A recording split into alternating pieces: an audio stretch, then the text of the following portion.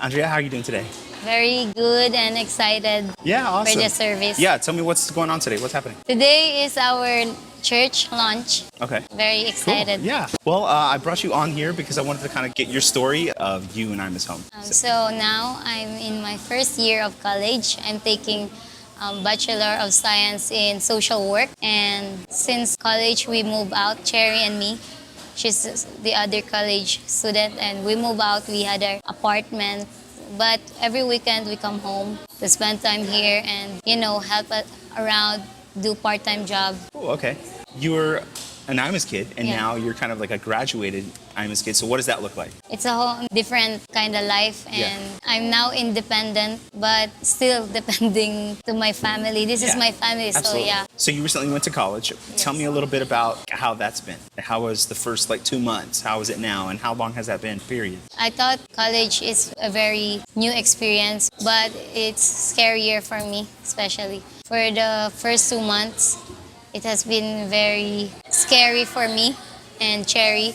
We've been homesick, even though we go home for the weekend here at IMAS. But it's, different when you're outside on your own. We know how to be with ourselves, but it's different to be apart from your family. Even though we're 1 hour away Yeah. to IMAS home. Absolutely. I never moved away from my home, but I definitely understand leaving a family that is tied as ours and being out there, without all the kids, without all the noise Yeah. that you mentioned earlier. So let's backtrack just a little bit. I want you to take me come to not so much from the beginning, but if you were to describe IMA's home to someone who's never heard about IMA's home, how would you describe that? IMA's home is just like what a home looks like in every family. It's not just an orphanage, and people get that wrong sometimes, that orphanages are scary and it's a lonely place. Yeah. Because of the stories inside of the kids like that. But the misconception is that here at IMAS, it's not like that, because IMA's home is like a home, and the people here are my family, and everyone here feels complete. We've never been lonely, and growing up never feels depressed.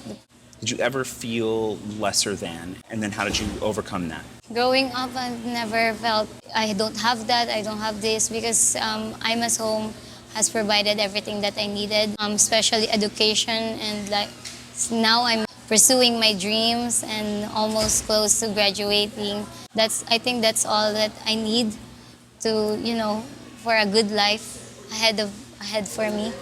And no, I've never felt like I lack a lot. I have people that guides me, that I call my parent. Mama Shini is there growing up, Papa Jim, and a lot of people come visit us, and we consider them as our auntie and uncle and mama, papa, like that, grandma. And for me, that's like a family, So I don't feel that I lack those things. Yeah. Well, that's good. That's awesome. I know your story, but I want you to tell the people that are watching this, tell them a little bit about the very beginning, kind of a little bit of what that looked like, and then being at the home, and now what you're pursuing, because it all ties together, and I want them to hear that from you. So my mom had to leave because she was gonna be arrested because she was selling drugs like that. So the police are after her, and my father was depressed, and he couldn't take care of all 6 of us, and 4 girls, 2 boys. And I remember he chose to leave us behind and just take my 2 brothers and leave us behind. But my brother, he had a stomach ache that day, so he couldn't go with him. And I didn't know that it was the last moment that we were gonna see him, because he told me that he was just going for work and he wanna take my 2 brothers with him. I was left behind with my sister, and my youngest was 8 months or 7 months. And I didn't know that he was not coming back. So our neighbor noticed that it was already nighttime and we were alone. My baby sisters were crying because they were hungry, and I don't know what to do. We ran out of milk. The neighbors were so concerned, so they called my grandma. My grandma didn't also know what to do. Wow. So So you became this mother figure Yeah. so early. How old were you at that time? 7, Oh my yeah. gosh. Yeah, and then So my grandma, she took us in for like a week, and she couldn't take care of us too. So the only choice is to give us up to the social welfare. Social work. And the closest shelter was for the juvenile, the rehab. And that month, that was the scariest month for me because we were kept moving to places, and we don't we didn't know those we didn't know those people, but they were taking us to other places. And then my sisters were scared. We're looking for my mom and for my dad. And I'm the oldest, but I don't know. I don't also know what's happening. Absolutely, yeah. Yeah. Nobody knows what to do in Yeah. that situation. Wow. When we first came to that place, it was full of teenagers. It was separated girls and then boys. You're talking about the other place, not Imus home, right? And not Okay. Amazon. Keep going. Yeah, and it was so scary at that place because the older kids were so mean. They kept bullying us, saying, "Your mom are dead, your dad is dead. They won't come back for you anymore," like that. And I remember my sister, Ina Jean, crying. And then one of the girls there, she slapped Ina Jean.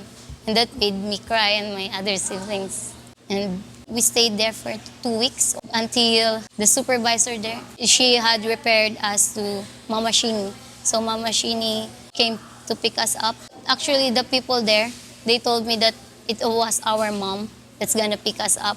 So we were so excited and we were so relieved that finally our mom came back for us. But it was Mama Shini, and that again broke my heart because it was a disappointment because it was not my mom like that.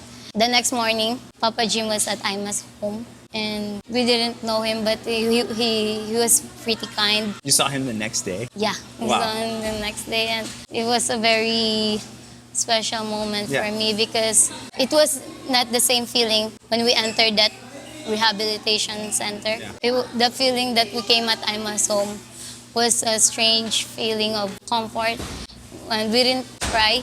It was not scary for us, and everyone was kind, and Mama Shin was showing us around, showing us the kids. That is our age. Yeah. How many were there at that time? 20 kids. Oh, wow. Wow, 20 kids. Okay, so like not at all like 160 how it is Yeah. right now.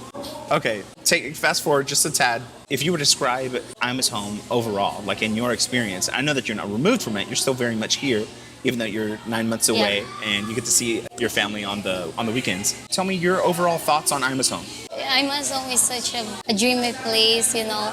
For me, it's therapy, you know, the feeling like, Therapeutic. this is so beautiful, this is so peaceful, even though it's noisy, it's so peaceful, you know. And you hear a different music around, like laughter and kids' voices. And that, for me, that's my therapy, you know, when I get tired at school and come here for the weekend. That's what I always look forward to, you know, the peace, the comfortness. Yeah, that's the home. That's where you're.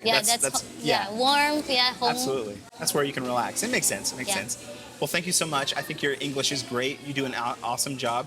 I'm still kind of learning Tagalog here and there, and I thank everybody for your grace. But yeah, you're awesome. Thank you so much. I appreciate you.